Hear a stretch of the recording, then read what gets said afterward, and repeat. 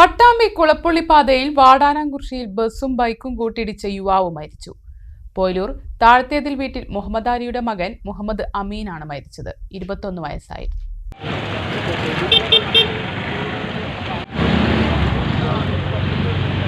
പട്ടാമ്പി കുളപ്പുള്ളി പാതയിൽ വാടാനാംകുറിശ്ശി വില്ലേജിന് മുന്നിൽ വെച്ചാണ് വാഹനാപകടം ഉണ്ടായത്. ഇന്ന് രാവിലെ 8:45ഓടെയായിരുന്നു അപകടം.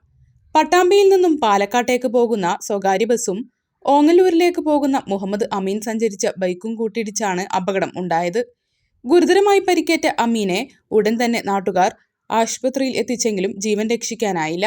ഇടിയുടെ ആഘാതത്തിൽ ബൈക്ക് പൂർണ്ണമായും ബസിന്റെ മുൻവശവും തകർന്നിട്ടുണ്ട്. അപകടത്തെ തുടർന്ന് അല്പനേരം പാതയിൽ ഗതാഗതം തടസ്സപ്പെട്ടു. മരണപ്പെട്ട മുഹമ്മദ് അമീൻ ഓങ്ങല്ലൂരിലെ പലചരക്ക് കടയിലെ ജീവനക്കാരനാണ്. രാവിലെ കടയിലേക്ക് ജോലിക്ക് പോകുമ്പോഴായിരുന്നു അപകടം. ഷൊർണൂർ പോലീസ് മേൽനടപടികൾ സ്വീകരിച്ചു.